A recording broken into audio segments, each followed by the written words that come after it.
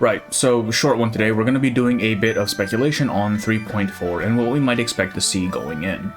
And just to be really clear, this is just speculation. I will be going into this event blind, so there's a very good chance I'm just completely wrong on a lot of this stuff. But with that said, let's just go ahead and get right into it. So, just going from what the trailer shows, it seems that we're looking at a bit of a wuxia-inspired sort of deal. That is to say, Chinese martial fantasy, right? Cultivation, the idea of obtaining superpowers or immortality through intense training and ritual, with the central pursuit here being that of longevity.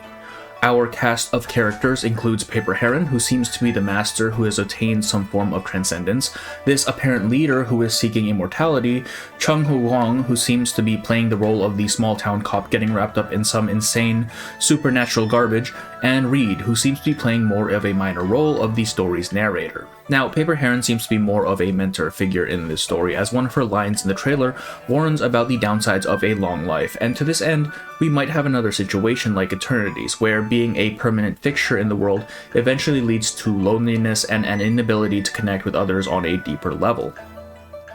On the other hand, this skeevy-looking lady makes me think of a sect leader, one who is mindlessly chasing immortality with no greater thought to the long-term consequences, with her disciples all following in her steps, having been swayed by her impassioned obsession. I'm just gonna go ahead and assume that she is a fraud of some sort. The light that she's painted in the trailer is far from favorable, and it would make Chung's involvement in this event make sense, as it is noted that he thinks this whole longevity thing is just one giant scam, right? Now, I assume Paper Heron, being this nomadic master who's already attained longevity and knows better, shows up, hears about this immortality cult, and calls out the fraud to beat her ass. Or something to that effect, right? Could be wrong, we'll see. Now, the immediate thing that sticks out to me, just in general, is this sort of wild anachronism we see in the trailer. On the one hand, there is the obvious, more primitive Chinese village setting, and on the other, we have Reed messing around on reverse 4chan. Now, I can think of two possibilities here.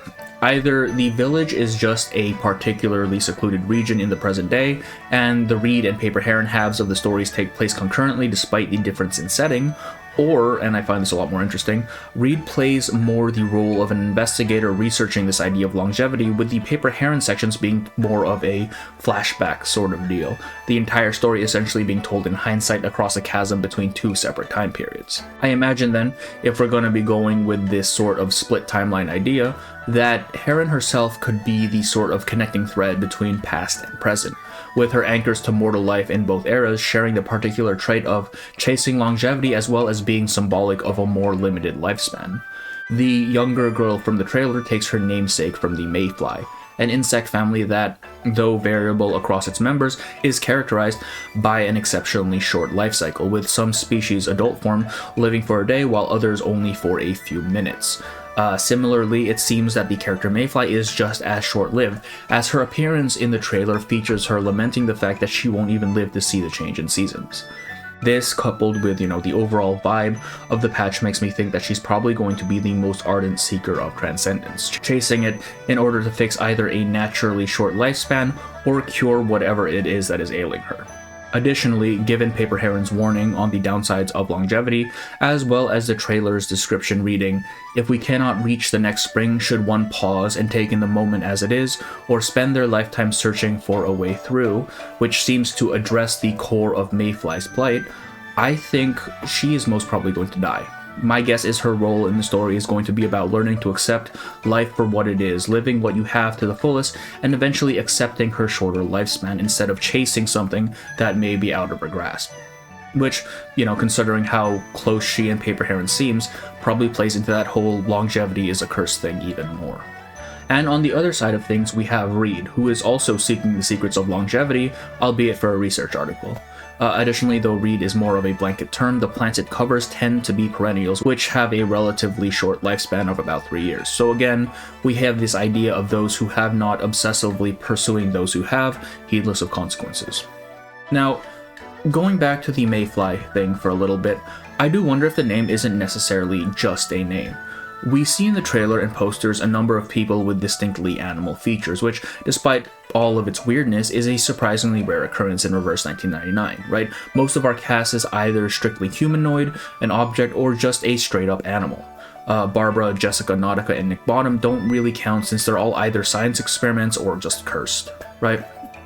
The only naturally occurring ones I can think of are from the Chinese patches. You have the Fox family that shows up in 1.6, you have Getian and Junyangzi, and now we have the Beast Folk here. It makes me wonder whether Mayfly herself is a similar case, which would account for her shorter lifespan, or if she really just got hard skill issued by life. Regardless, it seems like we're going to have another racism subplot going on here, what with all of them being rounded up and whatnot. Now, my last point is that of a potential connection to Notes on Shori, if not directly, then at least thematically or structurally. Shori is also told in hindsight, though we aren't really made privy to that until the very end, when it's revealed Burton was asleep while an old broadcast was playing on the radio. Additionally, it has a similar odd amalgam of time periods that I still can't quite figure out. Pei City is noted to be in some kind of abnormal time bubble stuck further back in the past. The story itself takes place in the 19th century, and yet modern characters also manage to somehow show up. Ge Tianzhu and Pandora Wilson I can excuse, since the former two aren't even human and we're still not quite sure what Pandora actually is, but Nameday and Zima, not quite sure on that end.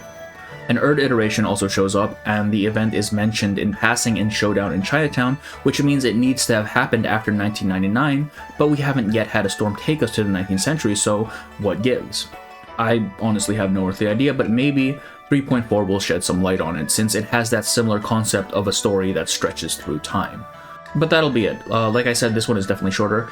I kind of want to make more of these shorter, speculation sort of videos just to fill the dead air between patches, but we'll see if time permits in the long run. If you like this video, like, comment, subscribe, and all that stuff, and a thank you to my YouTube members, Pump Aerostar, Amane Echo, and Puffer, my Patreon member, Paul A, and a special thank you to Amane Echo for the 30 gifted members, and Chip II for the 10 gifted members. And for the rest of you, thank you for watching, I hope to see you on the next one, and enjoy 3.4 when it drops, alright? Bye-bye.